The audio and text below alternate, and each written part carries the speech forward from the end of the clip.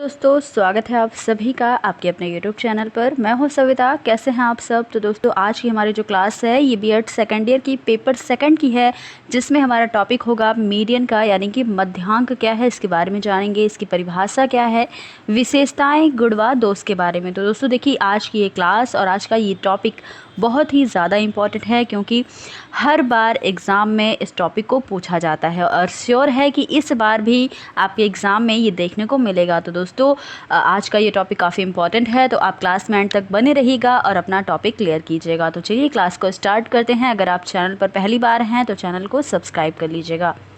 सबसे पहले जानेंगे कि मध्यांक का अर्थ क्या होता है। देखिए दोस्तों, मध्यांक शब्द से ही इसका अर्थ हमें क्लियर हो जाएगा। मध्य धन अंक, यानी कि अंकों के बीच में अंकों के मध्य में जो संख्या है वही क्या है, मध्यांक है। तो ये चीज़ें आपको एक बहुत ही आसान भाषा में पता चल गया कि मध्यांक का अर्थ क्या होता है। मान लीजिए मध्यांक किसी पद श्रृंखला, यानी कि संख्याओं की एक श्रृंखला होती है, उसमें एक ऐसा बिंदु है जो श्रृंखला श्रेणी को दो बराबर भागों में विभाजित करता है। जाहिर सी बात है कि कोई संख्या संख्याओं के बीच की जो बीच की संख्या होगी वह संख्याओं को दो बराबर भागों में काटेगी। मान लीजिए कि 1 से लेकर के 10 तक की एक संख्या का समूह आपको दिया जाता है, उनमें सबसे बीच में जो संख्याएं होंगी 5 और 6, 1 से 10 के बीच में जो मध्यांक होगा वह 5 और 6 होगा, क्योंकि 5 और 6 जो संख्या है ये 1 से 10 संख्याओं को बराबर भागों में काटेगी। तो दोस्तों ये क्या है, मध्यांक है। और उसके एक ओर सब चल उससे कम मूल्य के तथा दूसरी ओर सब चल उससे अधिक मूल्य के होते हैं। यानी कि जो संख्याएं आपको दी होती हैं उसके जो बीच की संख्या होती है वह मध्यांक है, और उसके पहले की जो संख्या होंगी वह उस संख्या से छोटा होगा, छोटी संख्याएं होंगी, और उसके बाद की जो संख्या होती है वो क्या होती हैं, बड़ी संख्याएं होती हैं। जैसे मैंने आपको बताया कि 1 से 10 के बीच में 5 और 6 जो मध्यांक है, इसके पहली जितनी संख्याएं हैं वो 5 और 6 से छोटी हैं, और उसके बाद की जो संख्याएं हैं 7 से लेकर के 10 तक, वे संख्याएं 5 और 6 से क्या हैं, बड़ी हैं। तो दोस्तों ये क्या है, मध्यांक है। ये आपको आसानी से आई होप क्लियर हो चुका होगा। लेकिन इसके लिए यह आवश्यक है कि मान लीजिए आपको 1 से 10 की संख्याएं दी हुई हैं, लेकिन वह उल्टी सीधी तरीके से दी हैं।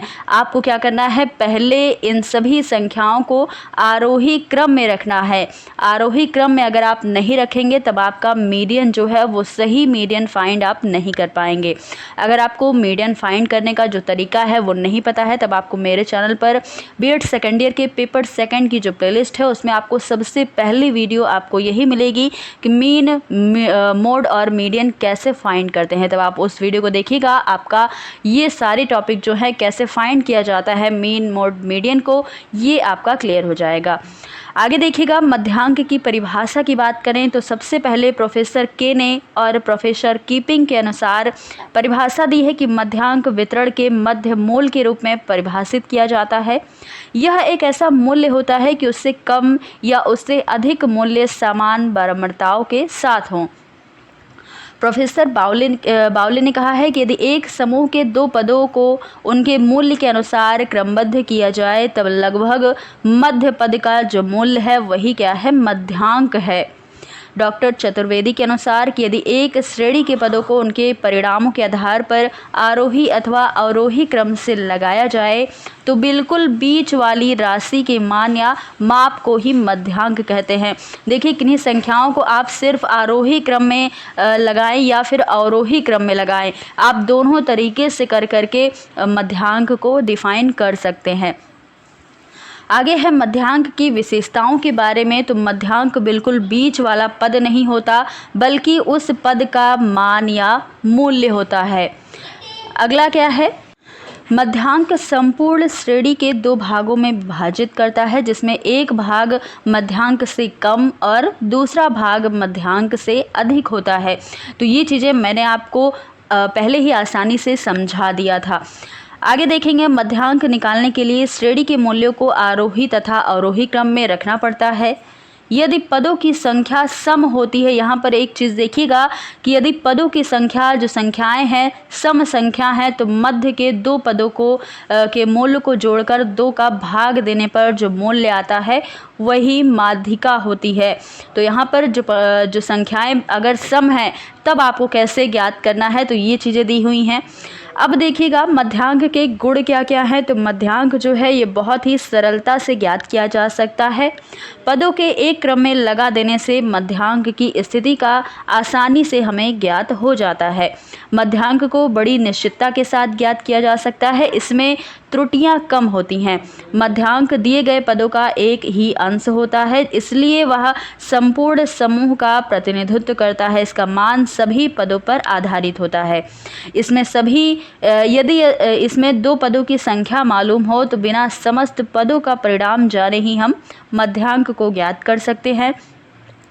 मध्यांक उस समय अधिक उपयोगी साबित होता है जब अध्ययन का विषय तथ्य की प्रकृति ऐसी हो जिसे कि निश्चित इकाइयों में मापा नहीं जा सकता, जैसे कि बच्चे की बुद्धि को, तब यह अधिक साबित होता है। तो ये आपको याद रखना है। इसके गुण कौन कौन से हैं। अब देखिएगा इसके दोष के बारे में। इसके कुछ दोष भी पाए गए हैं।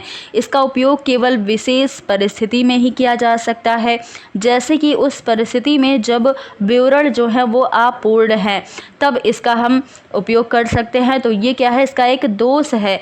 इसका अर्थ सामान्य व्यक्ति आसानी से ज्ञात नहीं कर सकता, वो आसानी से नहीं समझ पाएगा, इसी कारण से इसका प्रयोग भी प्रायः कम होता है। तो ये भी एक दोष है। समांतर माध्य की भांति मध्यांक भी कभी कभी वास्तविक स्थिति का निरूपण नहीं करता, अर्थात मध्यांक किसी भी स्थिति पर पूर्ण रूप से लागू नहीं होता, क्योंकि श्रेणी में मध्यांक की स्थिति एक ऐसे स्थान पर हो सकती है जहां पर बहुत कम या कोई भी पद उससे मिलता जुलता नहीं होता है।